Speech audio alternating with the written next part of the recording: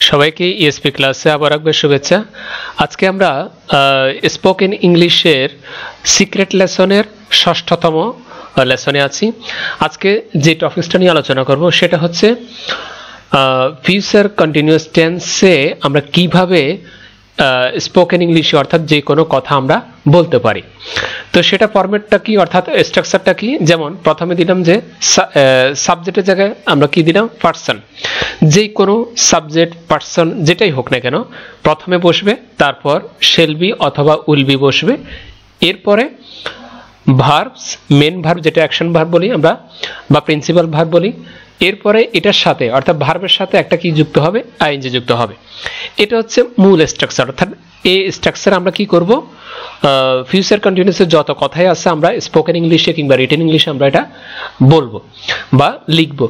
এখন আসো যে পার্সনের জায়গায় আমরা কি কি পার্সন ব্যবহার করতে পারি, যেমন প্রনাউন ইউজ করতে পারে অথবা যে কোনো নামও আমরা ব্যবহার করতে পারি। প্রনাউন হতে পারে আই, উই, ইউ, ইউ। প্রশ্ন করতে পারো এখানে ইউ দুইবার কেন, এখানে ইউ দুইবার হয়েছে, একটা সিঙ্গুলার একটা প্লুরাল। তারপর হচ্ছে হি, শি, দে, ইট, এগুলো হচ্ছে প্রনাউন।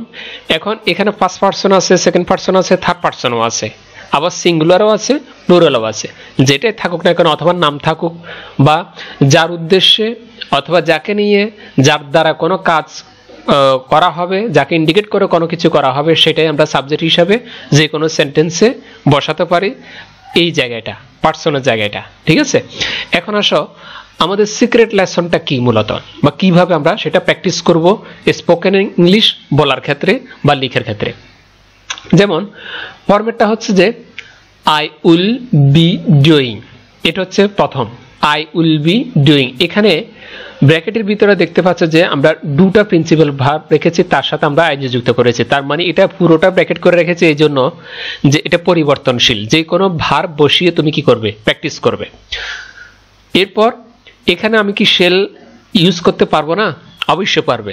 তুমি শেল অথবা উইল যে কোনো একটা ইউজ করলে কি হবে, এই উইল বি এর জায়গায় শেল বি অথবা উইল বি।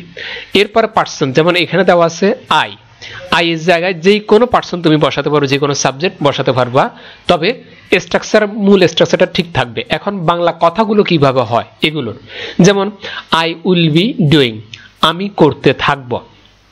এই সমস্ত কথা আমরা ইংরেজিতে কিভাবে বলবো, যেমন বলতে পারি উই শেল বি ডুইং, এটা শেল দিয়ে করলাম, উই শেল বি ডুইং, আমরা করতে থাকব।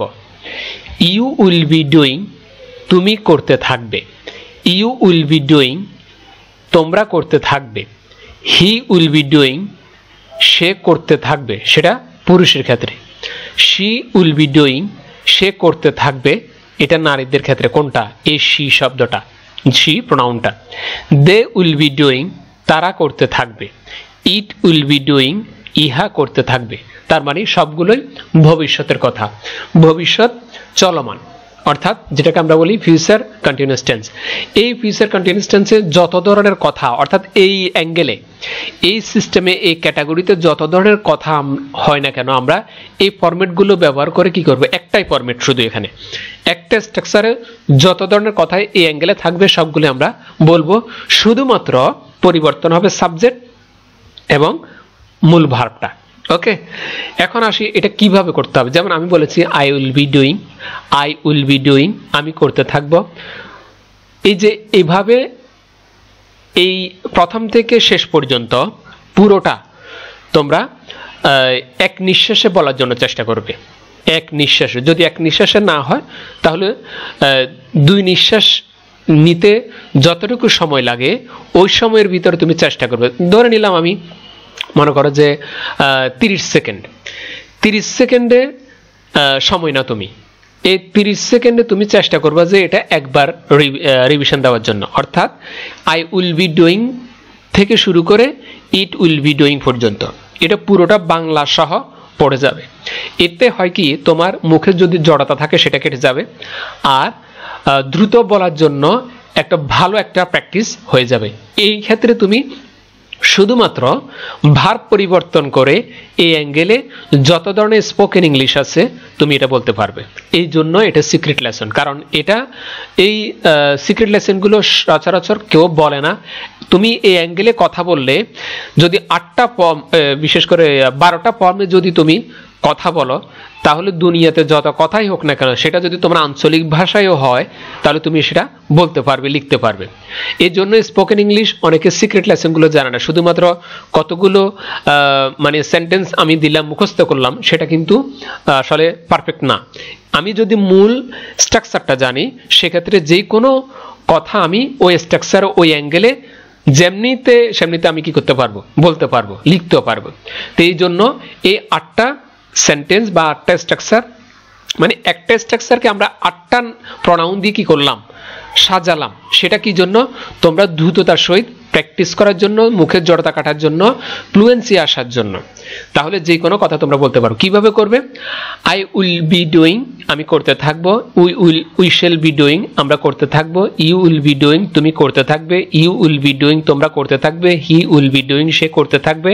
শি উইল বি ডুইং, সে করতে থাকবে। দে উইল বি ডুইং, তারা করতে থাকবে। ইট উইল বি ডুইং, ইহা করতে থাকবে। এভাবে তুমি চেষ্টা করবে 30 সেকেন্ড অথবা 20 সেকেন্ড, মানে ক্রমশে কি করবে, সেকেন্ড কমাই ফেলবে। যত কমাবে তত তোমার কি হবে, দেখবে ফ্লুয়েন্সি চলে আসবে এবং দ্রুততা চলে আসবে। আমি চাচ্ছি মূলত তোমার দ্রুততা আসার জন্য। এটা বারবার প্র্যাকটিস করবে।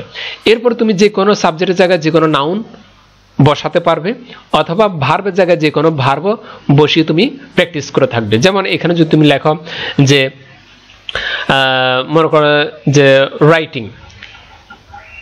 রাইটিং কিসের জায়গায়, এ ডুইং এর জায়গায়।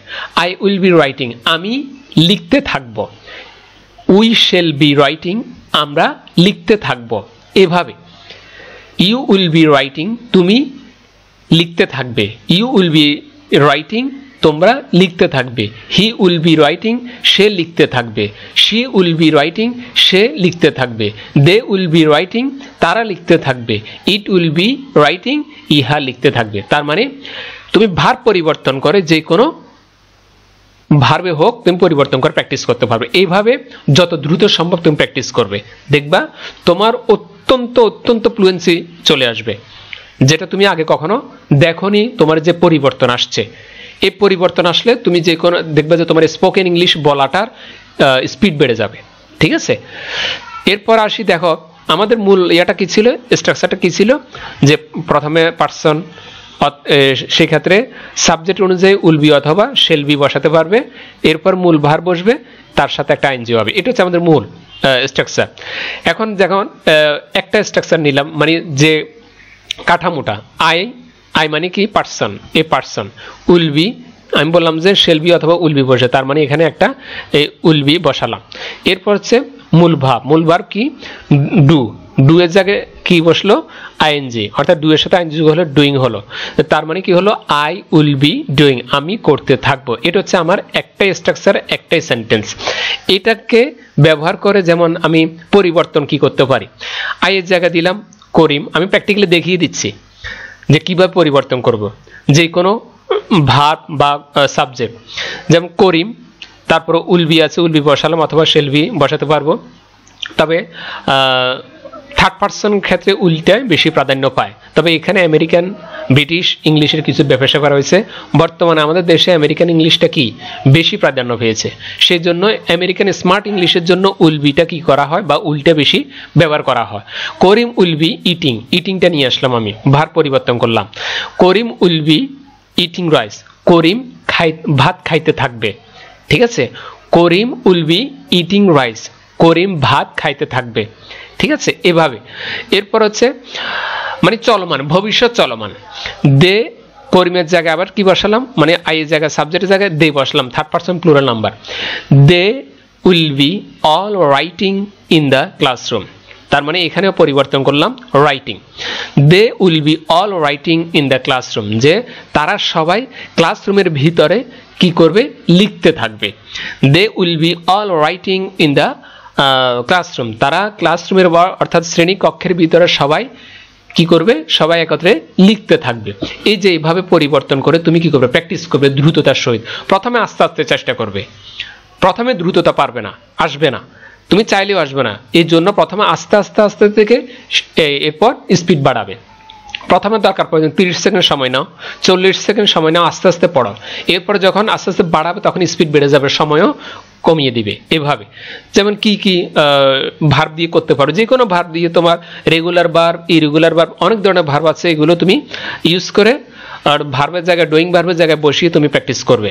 তবে কিছু ভার্ব দিচ্ছি যেগুলো আমাদের কমেন্টসে করে জানাবে যে এই ভার্বগুলো দিয়ে তুমি কিভাবে প্র্যাকটিস করতেছো বা সেন্টেন্স হচ্ছে কিনা, সেটা আমাদের কমেন্টসে জানাবে।